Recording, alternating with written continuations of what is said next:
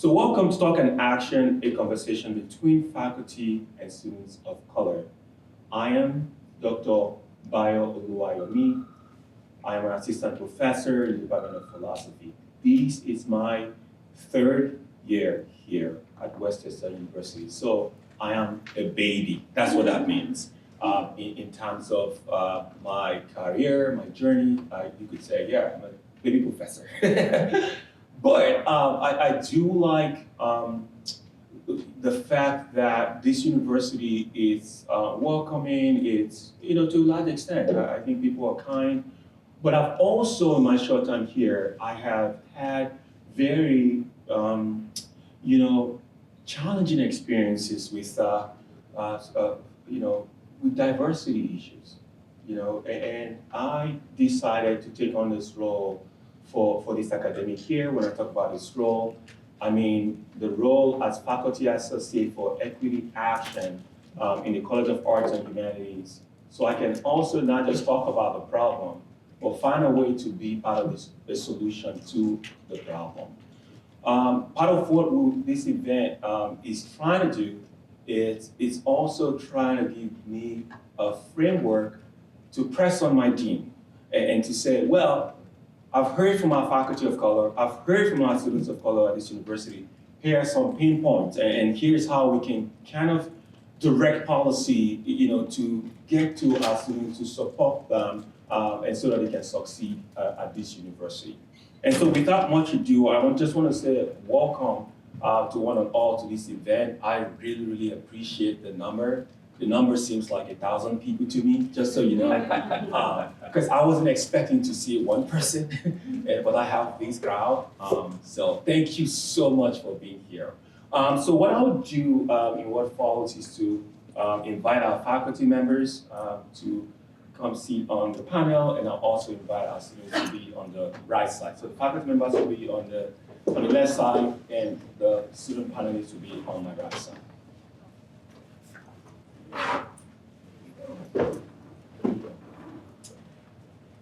So if the students would sit and I can call them, so that way I can, if you can sit, if you can just let me try to get your names. So Nadira, okay, and then I have Sierra. Oh, that's awesome. Got to see it. And I have Jessica. Jessica Fisher just stepped into the room. Do you need a minute? Yeah, okay. Get a minute, get started, and I'll have you to the panel. I think I have also Samara. Yeah, Samara Agrawal, please. Okay.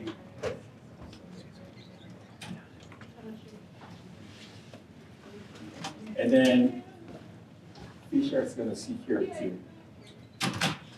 So I just had my dean walk into the room. Dean Bacon, welcome. And also the interim associate dean as well, Mike, welcome. Good to see you. I'd like to also introduce our faculty panelists. So just like waving so we know who I'm introducing. Dr. Cherise A. Pollard, professor in the Department of English here. That's Dr. Pollard. Dr. Emily Aguilo Perez, associate professor, Department of English. Awesome. And Dr. Darius McKinney, assistant professor of literacy. So thank you all for being here. Again, just this event, we're really trying to focus on sort of equity from a student standpoint as well as the faculty of color standpoint. I'm so glad my dean is here. So we can, before you can, Jen, I was telling them about how this event will be helpful so that we can actually hear from first-hand accounts where the pain points are. So I'm glad, and how that can help us put up better policies that will support our students and also our faculty of color. So without much ado, the structure is somewhat loose. So it's not, everything is open. So what I mean by that is I want to have faculty have questions that ask those questions. I want to have students also on the panel ask questions. I'll have those on this side as well, ask questions. So it's not really it's a rigid structure. It is loose, but I do have a few guiding questions, to start. So I'd like to start with our student panelists. So my first question is this question. If you are asked to describe what the climate is like at West Chester University as a student of color, say a prospective student who wants to come here is asking you to describe what that looks like, what would you say? And anybody can pick it up. Well, I guess from my personal experience, I kind of was aware of the transition I was making from being around those who look like me from now transition to a PWI. So I would just I would let them know hey, you're gonna have to find spaces where you're comfortable because it's really rare to find, at least for me. I've been in classes and I've felt like the minority because I've been the only one in the class. I'll be the only black girl, so I'll be oh, where's everyone that look like me? I can't. So I'll be you have to just find those spaces when you come here. So I definitely agree about the whole spaces. There's that I definitely feel that about the classes, but in terms of clubs, there's a lot of clubs on campus that are so welcoming for obviously there's so many black and brown oriented clubs on campus, which is I think it's so great, and there's such huge clubs too, at least the ones that I'm seeing. So I think that's cool. Yeah, I definitely agree that the population here is mainly white people. So when you come originally, I remember my first couple of weeks of school, I actually looked up the actual breakdown of how many students there were for color. And it was pretty low. So definitely that's the first thing that I would mention, you were talking about, and also you were saying, there are a lot of clubs and organizations that are for black and brown students, but I definitely was mainly in groups that didn't have those kinds of mixed people or backgrounds. So I definitely mentioned it's definitely going to feel weird for students of color coming in, if they want to be in certain spaces. I'm in clubs like theater on campus that are not really don't have a lot of different groups coming into that. So if you want to be a part of those, you just have to know that you are being one of the only, and so learning to just be accepting of that and sort of finding a way to deal with that yourself is really important. Can we please give them a round of applause? Thank you. So I'll start with our faculty members. Thanks again, you all, for doing this with me. What does it mean for you to, as faculty members at WCU, to have a commitment toward equity and diversity? As faculty members, what does that mean to each of you?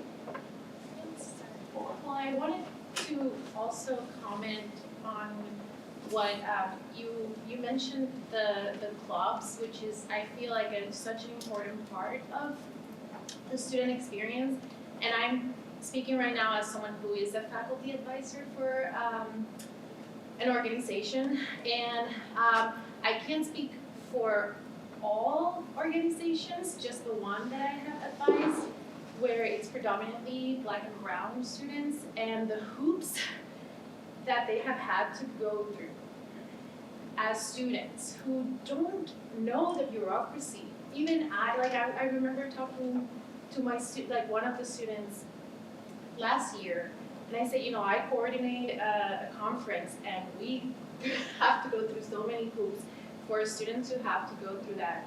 And I think especially when it's students of colors who are trying to create those spaces, it's so important to have the support of faculty, the deans, the administration, and I don't think students have that completely. So for me, part of my contribution, outside of the classroom, I've tried to be guiding them into those aspects of student organization that are very daunting. And I have seen, I've supported them going through, going to the events and just seeing how the space is, it's such a beautiful space. It's a community, we need more of those spaces, but we need to make it easy for students to create those spaces.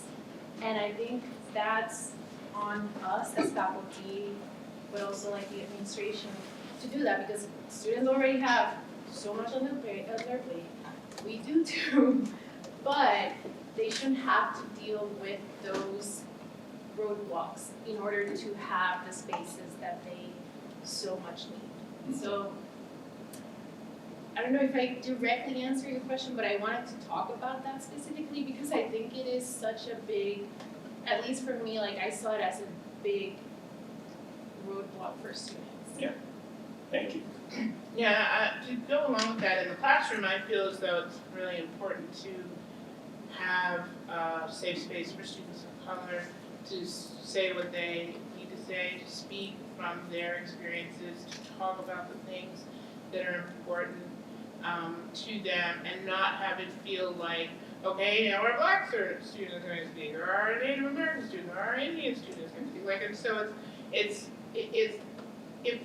if everyone in the classroom is equal and everyone has a say, then people don't feel like they're the only one. Like, you shouldn't feel like they're the only one. And I certainly know I've been here nearly 25 years. I can't say that much has changed, except that there's more faculty of color in my department, shouldering the burden or engaging in the opportunities. I'll speak administratively, engaging in the opportunities with me as a team. So I would say that is important. Okay, thanks for sharing that. Darius? I would just add that to your point about the clubs, so in the department of, in the College of Education and Social Work, we work with pre-service teachers who are entering a field that is predominantly white women. And so to the point that Sierra said before, often the students of color are usually one of one in the classroom. And so to that point, about a year and a half ago, so I don't want to put her on the spot, but Nadira here, she's on the founding board of an organization called FTU, which is Future Teachers United. And so this organization was created to create an affinity space for students from marginalized backgrounds, because it's likely that if they are a person of color, they are one of one. It's likely if they are a queer person, they may be one of one. And you may have an intersection of both of those identities, and so it's really important for us to create these spaces where students can feel like they advocate. Thank you, Darius. All right, so I'm going to throw it now to this side of the table. But before I do that, I want to give a shout out to Jessica, my former student last semester, Jessica Fisher. I remember the first time I told her about this event, she was very excited about it. And we couldn't do it that spring semester, that I told her about it. And then she reached out this fall. She said, "Professor, that event, I want to go to that event." And I was like, oh. So she literally is the one that made me pick it up again this semester. So I just want to she was coming all the way from the city, and she told me there was an accident on the way, and so that's why. So she's part of the panel, even though she's sitting there. And so feel free to jump in, once I ask a question. I just wanted to know that I see you. And it was kind of hard to get chairs. I don't know what they did with this building. The chairs are immovable. So if someone can help me, please get a chair for Jessica to be here. I'd appreciate it. We literally had to run around to get chairs. And you also helped me, Ashley. Thank you so much. What? Are these? The table. Yeah. So I just want to give a shout out to Jessica. All right. So back to the side of the discussion. What questions do you have for our panelists that you would like to bring up? And I do want to say there was something you said about transitioning from a HBCU to a PWI. Is that what you said? Well, my school I went to, it was just predominantly black. Like, you would see Okay. more black people than you I would got you. white. So it was just like, I knew I was gonna transition from being those that look like me to now coming to school I'm like, oh, Yeah. I'm literally the only one. Yeah. It's interesting, I'm thinking about Claudia, your research. You see how, it's the flip Yes, side of your research. yes, I The was flip side of right. your research, yeah. He's doing a doctoral work in education, so it's interesting, to hear that perspective. Thank you so much, Jen. It's got a weird thing attached to it, but it's what I can find. That works. All right, thank you, Jen. So this side of the room, what questions do you have for the panelists that you wanted to answer? So just give a few minutes and see what questions you have. Yes, please. I'm a student, I'm an English major, okay? And I had an episode that occurred in one of my classes where the teacher had written something on the board that was inappropriate. I raised my hand, I brought to his attention that it was highly inappropriate. He said, I have to finish what I'm finishing. He said, I forgot to put the quotations around it, and I said, that doesn't make it any better. And he continued. Now, in this class of about approximately 28 people, I was the only person of color in the class. There were 2 other veterans in the class. Most of the people, except for one of the veterans in the class, didn't speak to me the whole semester. I mean, we might wait if we bumped into each other, if we were put in a group or something, but otherwise they didn't talk to me at all. But I was very offended by what the teacher had written on the board and would not remove, okay? So as I took my notes, I also wrote a short essay about how I felt about what he had presented in the class. He told me that I could speak to him at the end of the class, but in this class of these people who had not spoken to me for most of the semester, approximately 16 of them came to me before they left the class to make sure that I was okay, because it was palpable to them. When I spoke to the teacher, to the professor, right over his head, and I went downstairs afterwards into the little store in the bottom of Maine and had a discussion with some other students, and we had like 5 of us, and we talked for maybe 2 or 3 hours while we stood there about encounters that we had had, that were similar. And there is not necessarily a forum for us to go to in order to have something like that addressed. And it's a little disheartening. Now, most of my interactions have been great, but that's the thing that's going to stand out for me for a long, long time. So I just wanted to bring it up because it's an example of not only the people in the class who had treated me with disparity because I was a person of color in their classroom, who didn't notice until this other person had done it, but the other person who was the instructor being pretty oblivious about his behavior. So I've done this to the faculty members and panel. So this is definitely a difficult classroom climate situation.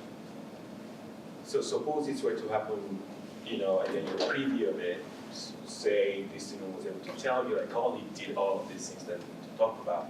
What are possible suggestions, to intervene to these kinds of cases that we can think of? Well, when I've encountered situations like that where, let's say, something happens to junior faculty or something happens to a student or a faculty, my first move is to go to the chair. Sometimes I go to the chair on behalf of the student or the junior faculty member because they are not in the position to say the things that need to be said, and I would never put it on Janie to go to the chair alone.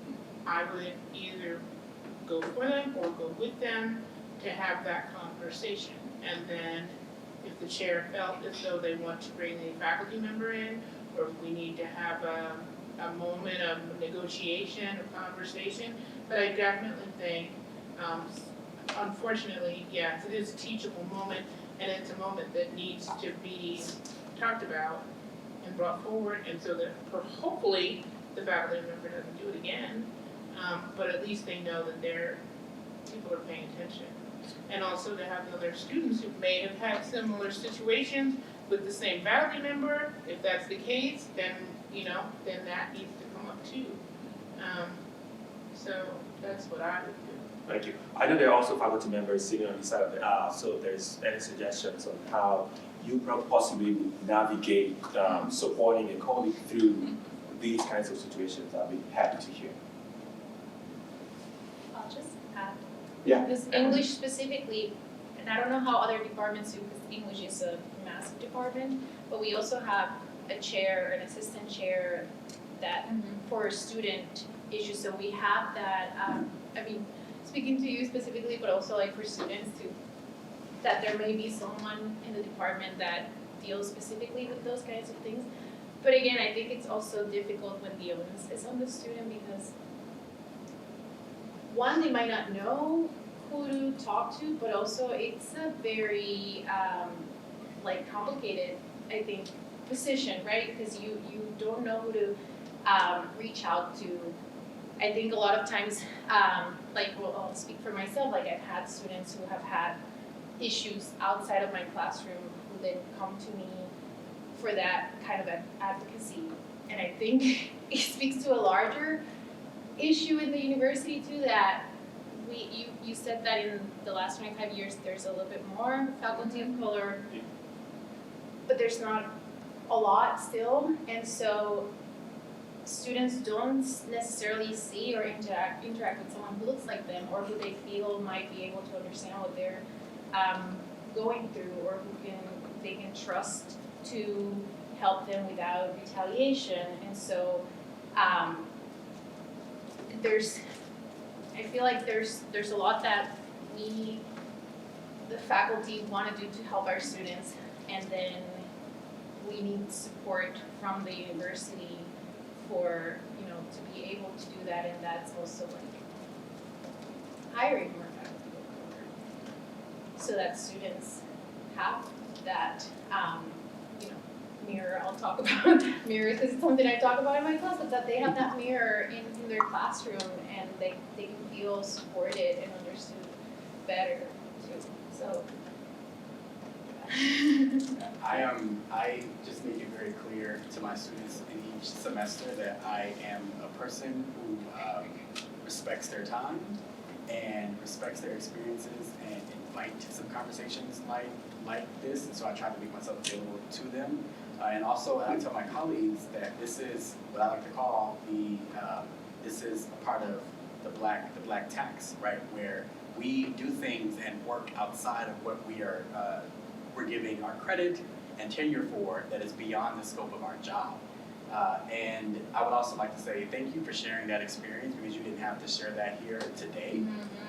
Thank you for bringing that up. I think if anyone else is watching, I don't know if this is a big broadcast, but I hope that other people feel seen from that experience, and I'm really, really sorry that you went through that. And I would also say I would like, I think forums and experiences like this really open the door for these kinds of conversations, because I think we've been tiptoeing around this for too long, and the people who bear the brunt of this more than anyone else are the students. All right, I want to talk about money, because they say money makes the world go round. And I'll ask students, Claudia, please.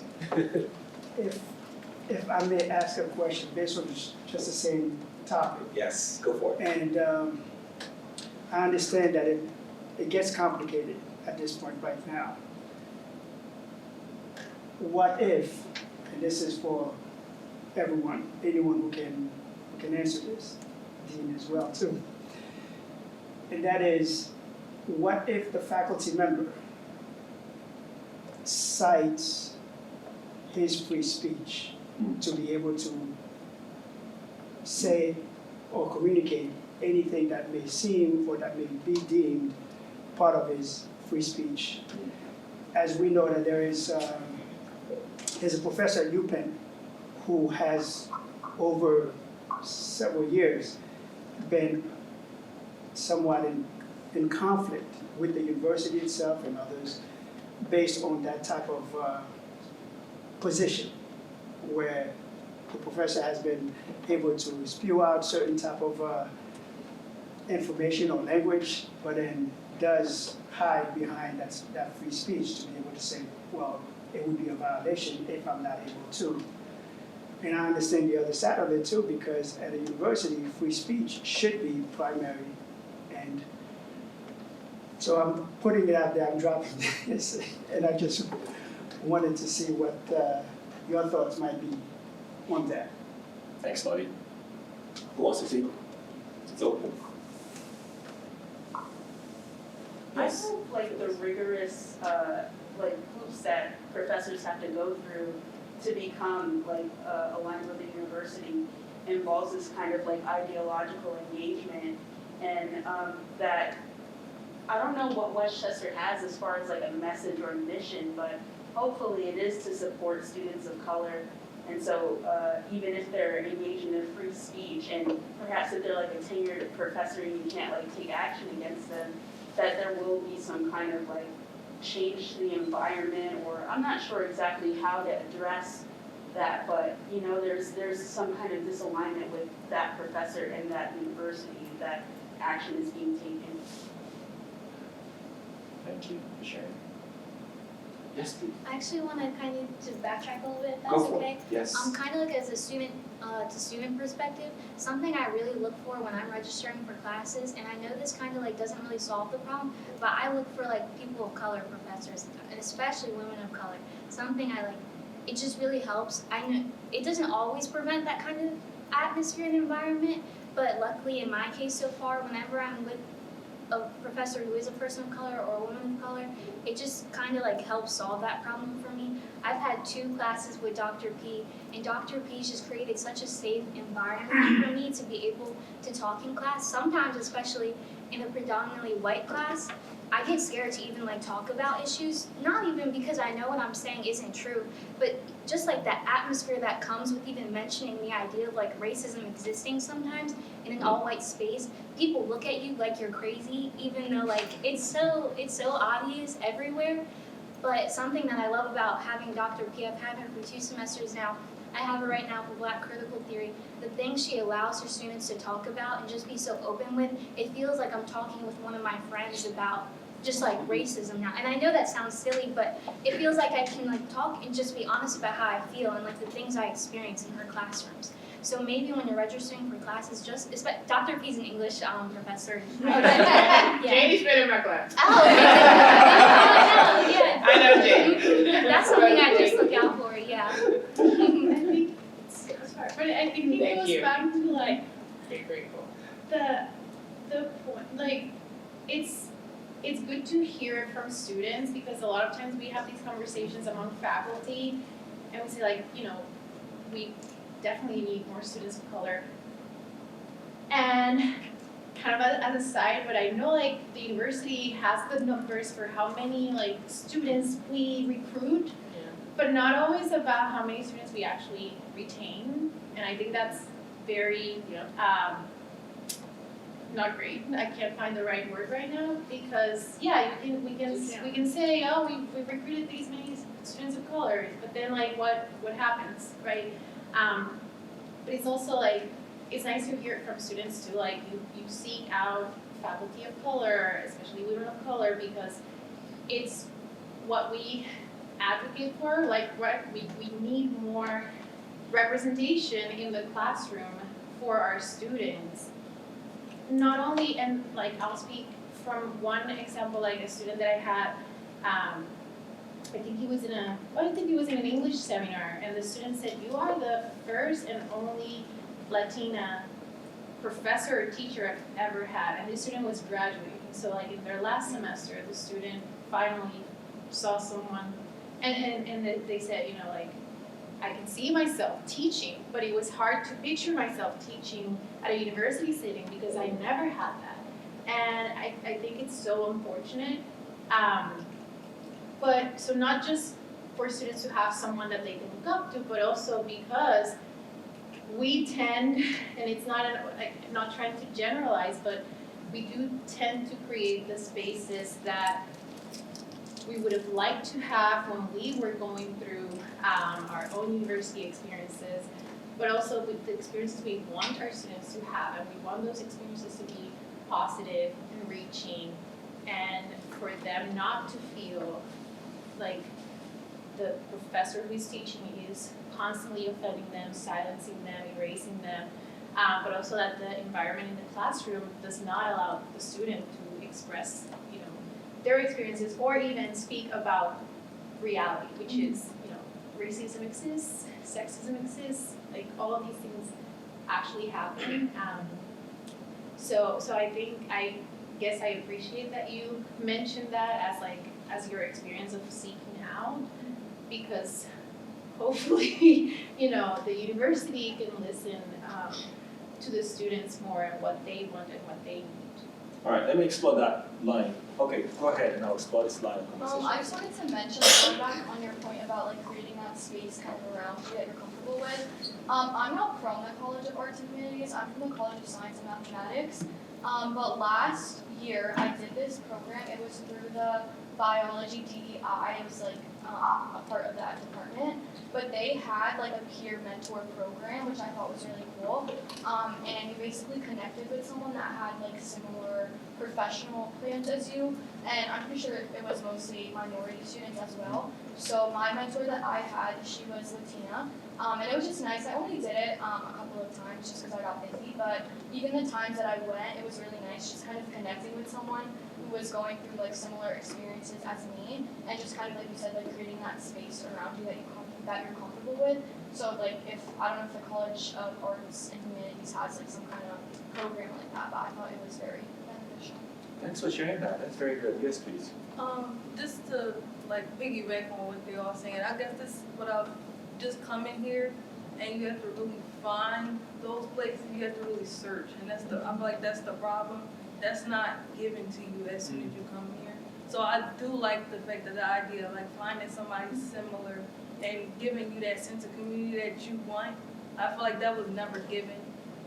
Thankfully, my advisor here told me about the FT club. I would have never knew about that. I would just been like, I don't like just trying to find something. That's just basically what I'm saying. So I do like that. Thanks for sharing. Jessica.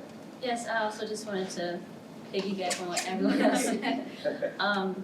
Like last semester in spring, it was a very hard semester for me, and I was in Professor O's philosophy class, and during that semester, I was struggling with finances with school, and I was commuting, didn't have any housing, and I didn't have a car. So it was just like very hard to keep up with everything, and also like have somewhat of like, you know, a life outside of academics. And in my classes, like a lot of my professors would be like, oh, you need to study more, like do this, why aren't you doing this? Like, come on, you gotta get those grades up. But literally Professor O was the only one who was like, Jessica, like, all right, what's going on? Okay, how can we do this? And like, it was the first time that I was vulnerable in front of a professor because I was overlooked for a while. And I do like to be optimistic and think that race doesn't have to do with being a good professor to feel seen, but I do feel comfortable sharing this in this space, but like it really does though, because I'm in between like my 3 to 4 years here, and Professor L is the third professor of color that I've had throughout those years. And he was the only one that made me feel seen, not just as a student to get your grades up, but as a person. Like, because I always attended class, I always participated, got my assignments done. However, when it came to tests and actually like putting it down on paper, I was not good at it. And I just wanted to share that gratitude of being in your class and also feeling seen like you guys said. Appreciate that. Yes, sir. So I'm going to direct this mainly to the students, but faculty feel free to chime in.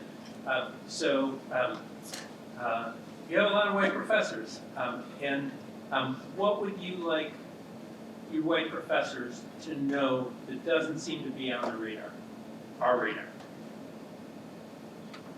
Can you explain that a little bit? Right, it's really general, and I'm trying to be general on purpose. Like, so as you've sat in classes with white professors and thought, maybe you think, they don't get it, or I wish they knew this, or they don't see how this is affecting me. Have you had those thoughts, and if so, will you share them with me?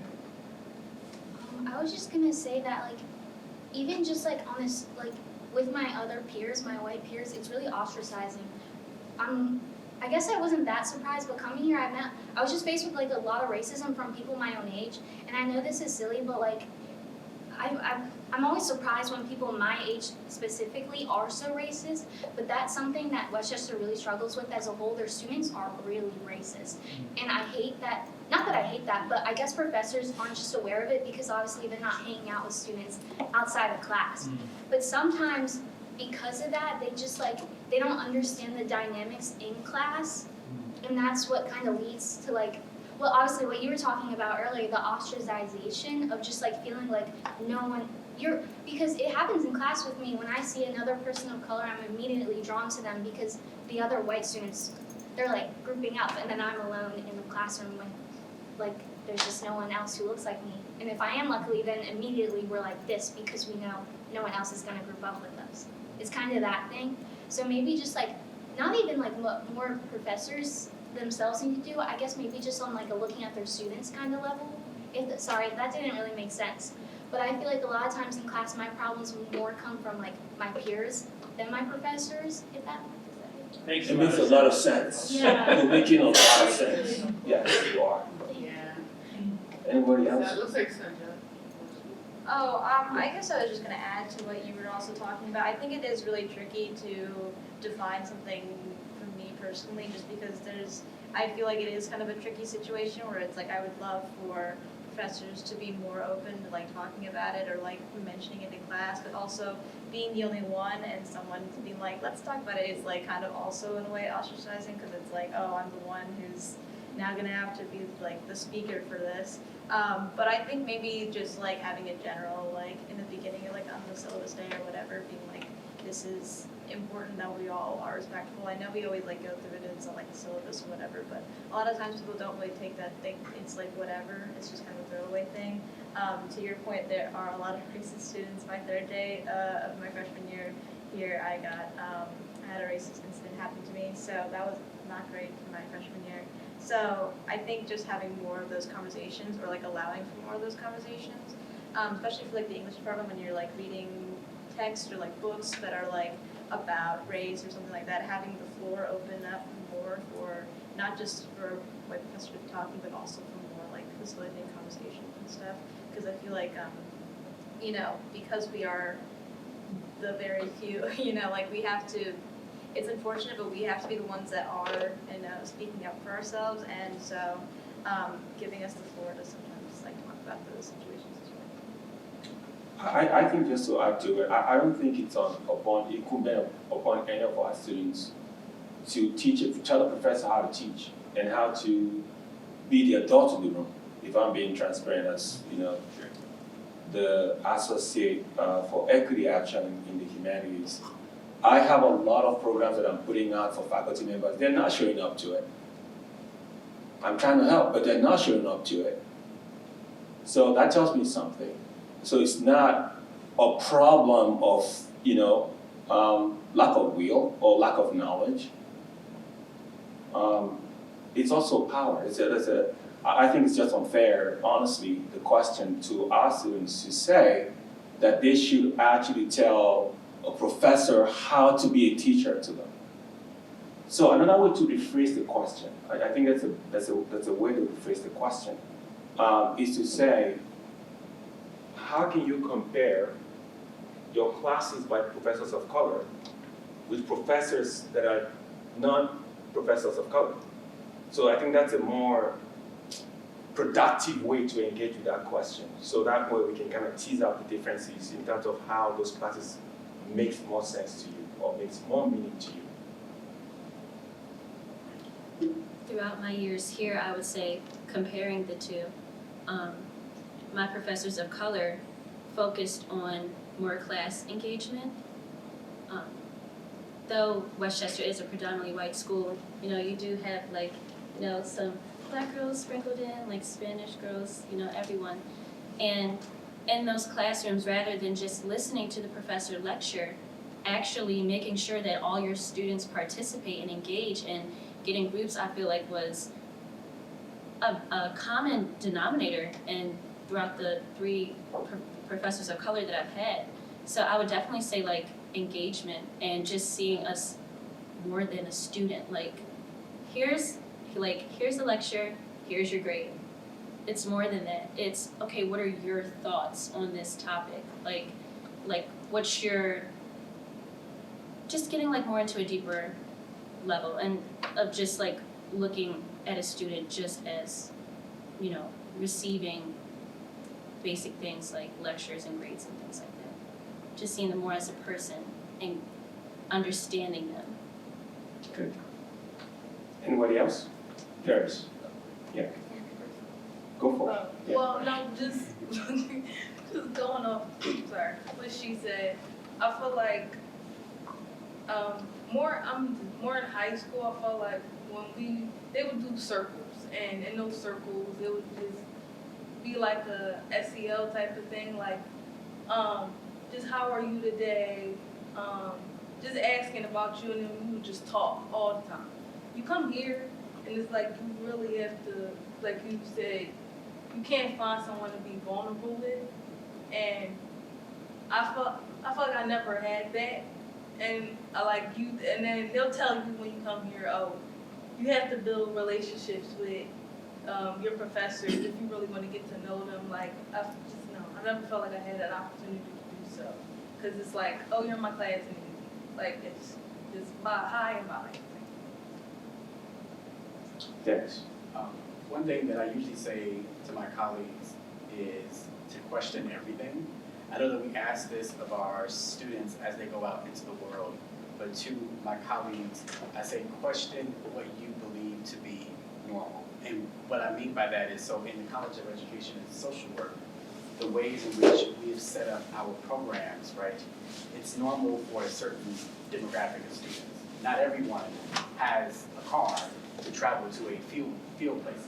Not everyone has money to, buy a book that we forgot to tell them about, right, 3 weeks in advance. Not everyone can afford, to find last-minute transportation to go meet somewhere else that's not on the campus. So I say that because I've just come to realize that our programs have a particular student in mind, and oftentimes it is not the students who you see up here. Okay, so question everything. The structure of your programs, what your expectations are of your students, and who has access to what. That's good. So I want to get to the money question. Money's always on my mind. So as students of color, what has your experience been with financial policies? So I'm talking about financial aid. Have you experienced any challenges in this area? Financial support, financial aid? Questions for us? I can start. Yes. So, with my experience, about a year ago, I took a year off. 2 years ago, I took a year off because I was basically kicked out. I withdrew before I was technically kicked out of the university because my parents put the responsibility to pay my own finances for the year, tuition, reward, everything. And it was very difficult, and it caused me to get into a lot of depression and things like that. And the reason why I'm comfortable talking about this is because now, after navigating and doing so much outsourcing outside of Westchester, I was able to get some grants. However, I do feel like as a school, if we truly prioritize for students to have a career, we should also ensure to prioritize that the students are able to afford the education to get that career.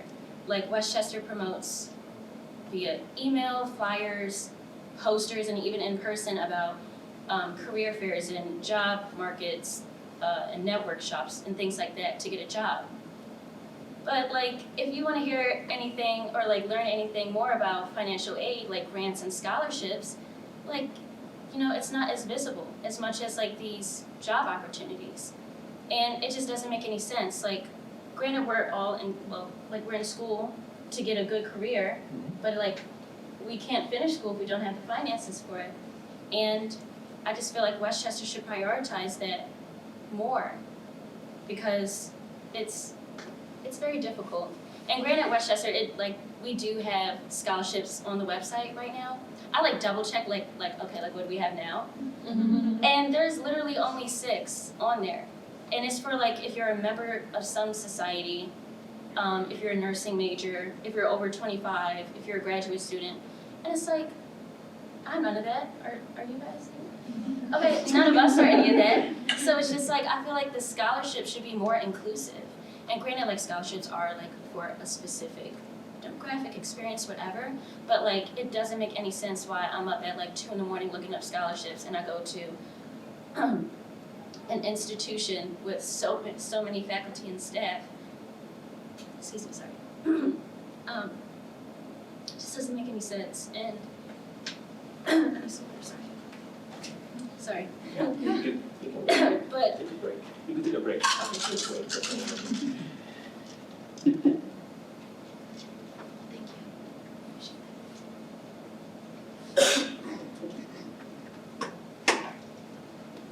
Basically, I say that to say that it doesn't make any sense that Westchester doesn't have like its own resources to provide all that information for students, and that's that. Anybody else want to speak of the financial aid question? Yes. I can speak to like a specific situation that happened actually this semester because I did some research and so I got accepted into a conference, which was really cool, but the conference is like in a different state, and so I heard that Westchester could potentially give like a grant or like a scholarship, and I had to email like 5 different people about it because I didn't find any information about it online really. And then after emailing, I emailed like the chair of my department. They said email financial aid. If you know financial aid, they were like email chair. I was like, okay, this is not helpful. And then finally I got an email and they were like, oh, it'll come out September 30th. So then I had to wait till then. And then after that, I looked online on the website that they showed me, and it was only for like students like I'm graduating this semester, so it's only for students who are still going to be a student like next semester. And it was like a whole complicated process, and so I agree with what you're saying for like even specific situations like that. Like it's so much more effort for me to have to go and like find people that'll help me with this, whereas like it would be so much easier to have that information just online, because it is really stressful, because going to conferences means you'll get more networking opportunities, means you'll get more, job options, that kind of thing, more people that you can talk to. But if you don't if there's not information about grants and stuff like that, it's hard for a student who's already paying for school and everything to also dish out more money to go to a different state, to go do more networking for a thing that you worked on that's really important. So I think for that specific situation, but also agreeing with you, so I feel like there just needs to be more information given out, because it's really confusing and it's really difficult to be managing all of your classwork and working jobs and all that kind of stuff, and then also trying to figure out how to get money to afford different networking opportunities and stuff like that. Thank you for sharing. You can go first, and then Felix will go after you.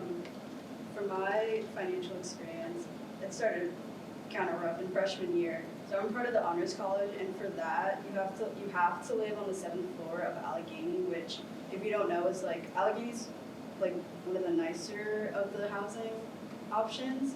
So it was one of the more expensive ones.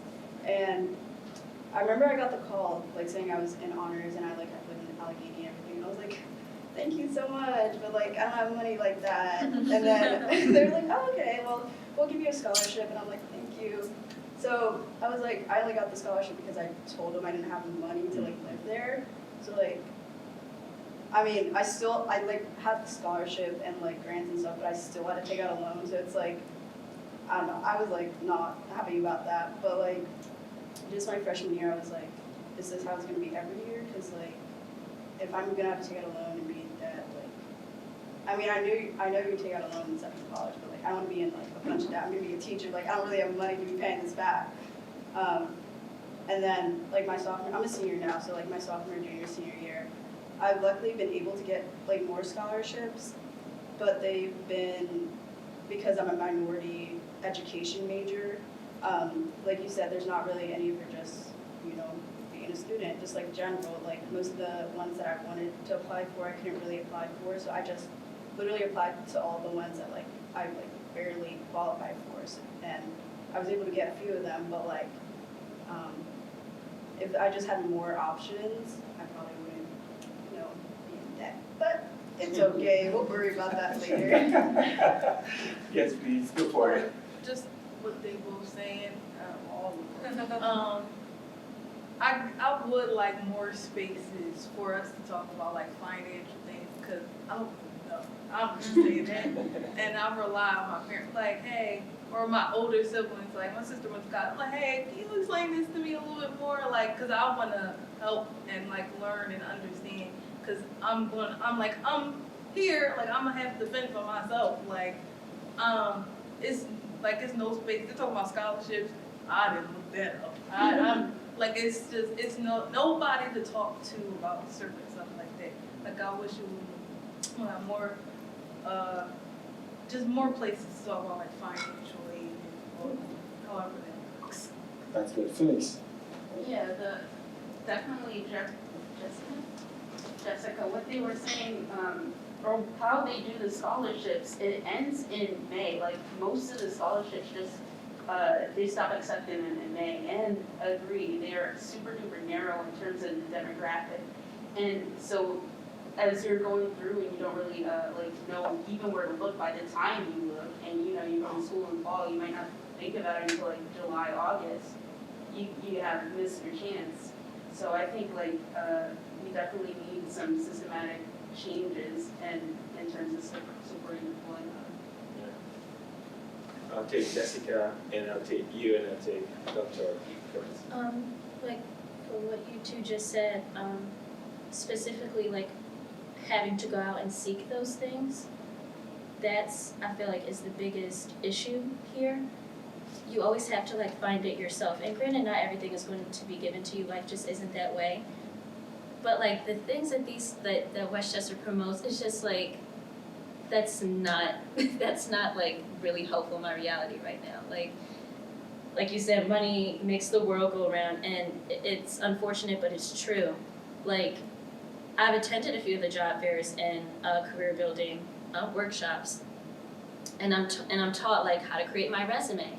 But like nowadays, ChatGPT can do that in literally like 20 seconds, and like, you know, like it's just like, if we were to have like a financial aid fair where there are financial advisors who actually show you how to fill out FAFSA. I don't have an older sister who graduated school. I'm a first gen, so I don't have, like, you're fortunate, I don't have that family, like that resource in my family like that. So if there were like say like for example like a few booths on how to properly fill out your FAFSA, or where you can find scholarships outside of Westchester's website, or you know, like how to apply for grants, where to do them, how to manage and pay your loans, just like ways to graduate with the minimum debt that you can. Because like, it's important as a student because to graduate with as little debt as you can, because it steers you to pick a high-paying career rather than your actual job. You know, like instead of doing something that you're actually passionate about, let's say that's like a median salary, you're probably going to aim to take a job that's a high salary to pay off tens of thousands, literally, of debt for decades, I don't know. So I just think that we shouldn't have to seek this out on our own. And even with the financial aid office here, I'm waiting in there for like half an hour because there's always a line of students having issues with it. And it's just like, obviously these lines are saying something, and it's always the two same people at the desk. They're nice. But like, I'm not saying that because I just like, they're very nice, they're very helpful with what they can do, but they are overwhelmed with the amount of students that are there. And it's just like, I looked at Westchester, like financial aid faculty, and there's a few of them, but it's just like, where are they at? Like our advisors, like our advisors like send us emails like, hey, schedule a time on Calendly, like so we can like book classes. I feel like we should have people like that, like, hey, let's schedule a time so we can talk about your finances. How many scholarships did you apply for? Where did you do that? And okay, you had this amount of debt. Let's see, like, let me teach you how we can refinance that loan so by this time in like 2 years you can get that down. There should be stuff like that, and Yes, you had your hand up, you can go there. Oh, yeah. And then I'll take the question. You said it Yeah. amazingly.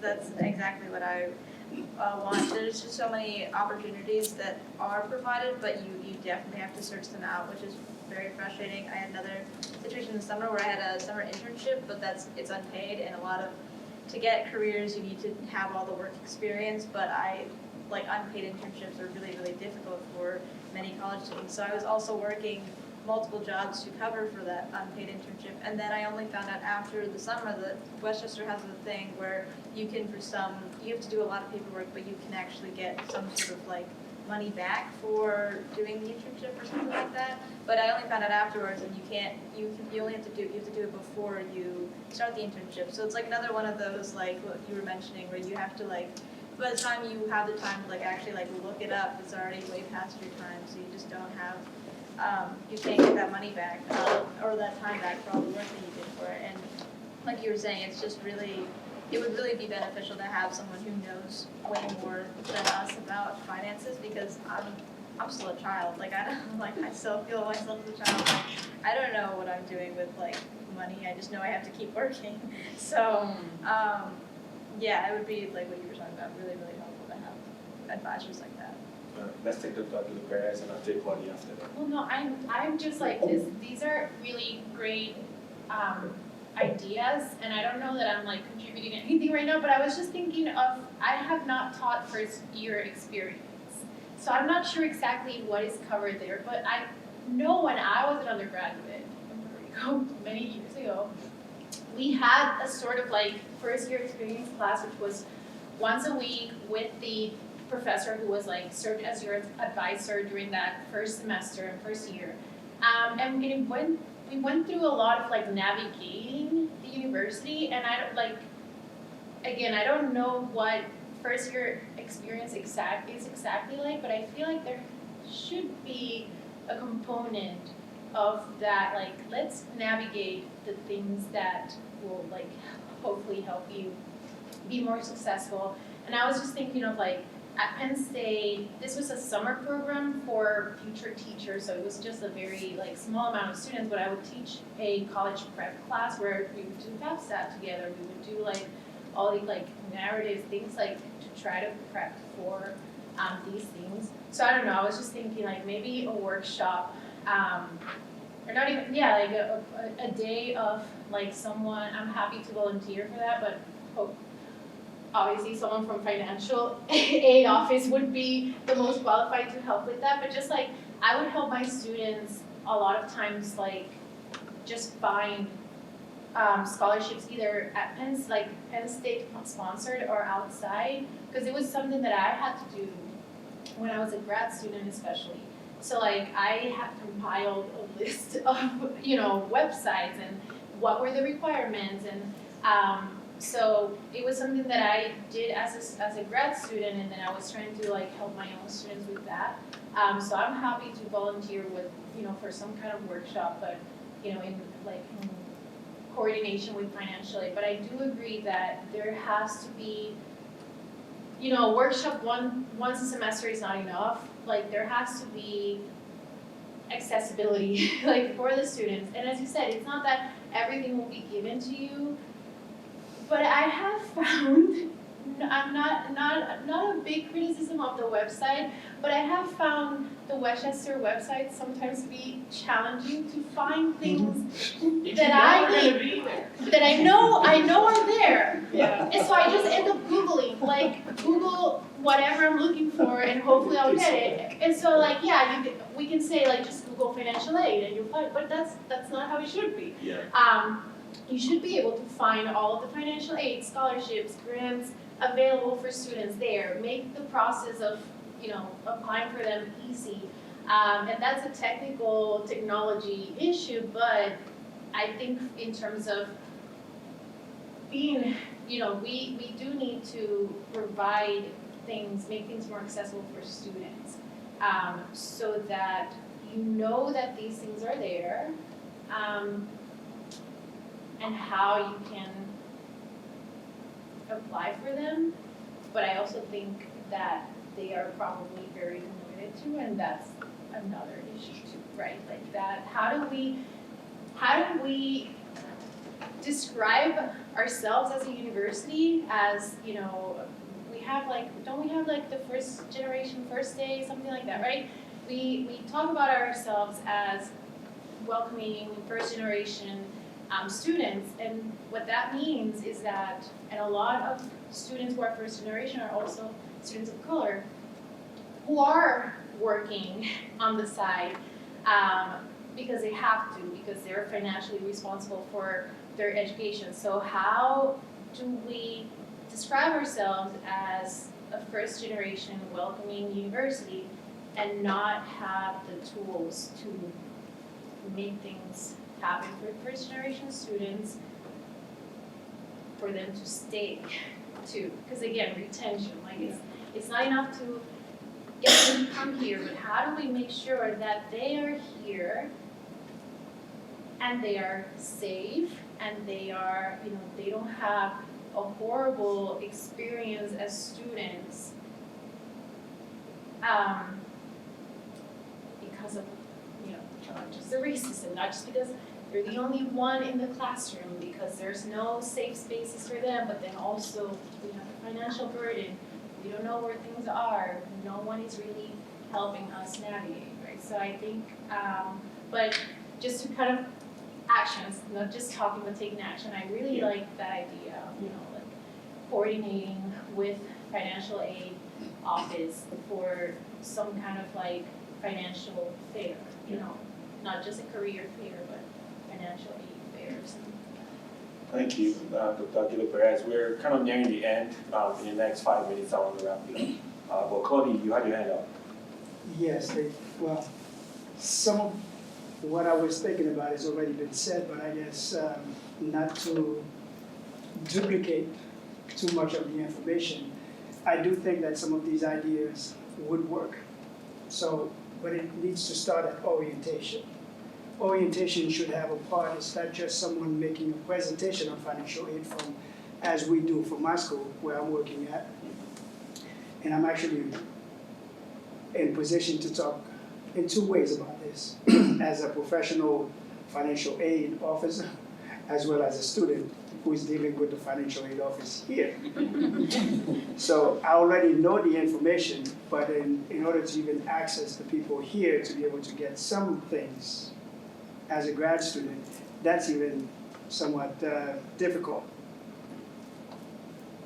The website is really an issue. There's not even a number. It's almost as if they're hiding the number for you not to call them. It may so be that because they are overwhelmed and they may not have enough, because in my school we're understaffed. At one point I was the only person there when we need about at least 3, and it's a 2-year college. I don't know what the staffing is over here and how much they may have, and so when you have a number of students and your alphabet, that is assigned to you, sometimes some alphabets may have more students than you know. But either way, starting at orientation, and it should be part of first year experience. I've worked at other schools where part of first year experience is a first year class seminar on maybe just doing certain things to navigate the campus, or at least to know where the resources are. They do some workshops about scavenger hunts, go and find these resources on the campus and so on. But I think for the most part, even during the first year, there should be at least 1 or 2 different type of classes. One has to do with the financial literacy, and that should include everything else, and then to even help them to understand what the 4th year is going to be like. One of the schools I worked at, which was in the Midwest, one of the things that we tried to do during that time is to say, the minute that you come here, you start a career, so you need to start seeing the career services right away. to start setting up something. So those are things that I think can be there in advance to help students. And I think the idea about having maybe a scholarship fair would be a good thing to have. You have job fairs, you could have those fairs even during orientation. Inviting nonprofit organizations or philanthropists who are giving, bringing them during orientation so that they can meet students. Beyond that, it's also to find a way to speak with these organizations about their application process, as well as the demands of what criteria needs to be met in order to receive financial, some sort of scholarship.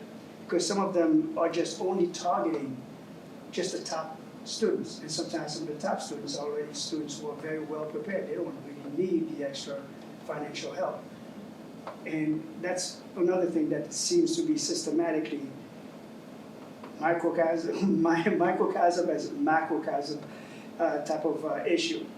We only try to award top people who already have all the resources because that's why they are at the top. They have it. Regular students do not necessarily have those issues. So I'm dealing with some of the same things myself, and so one of the things that I do as a financial aid counselor at my school, try to stay as long as I can with students to help them navigate those things. I help them to fill out applications for not only scholarships, but also the FAFSA ahead of time, even help parents to fill out the PLUS loans. The unfortunate thing, part of my job is once the few grants and loans are over, then I have to steer them out to other private loans, alternate loans. So, but I do know that Chester County has a particular type of grant that they had some funds. I don't know if they have any more, but they do offer that for students who either had to drop out or, like say, for instance, you took off a year, but coming back, you may even have a bursaw hold because you have some balance. They would probably help with paying that off. And if you are close to graduating, they also offer some grants. It's called Project Reconnect. It's offered by the Chester County. I do not know if they still have the funding to be able to do that anymore, but during COVID times, it was really helpful for a lot of students to come back, and it kind of mimic or mirror the federal government's program on, I forget what it's called again, it's going back to school type thing. It's called Fresh Start Initiative, that's what it was, that is called. Something similar would probably be very helpful. And the question I have at the end of all this is, where will this be going? To whose ears will it be going to? And who can actually make a decision or some, and not just meetings or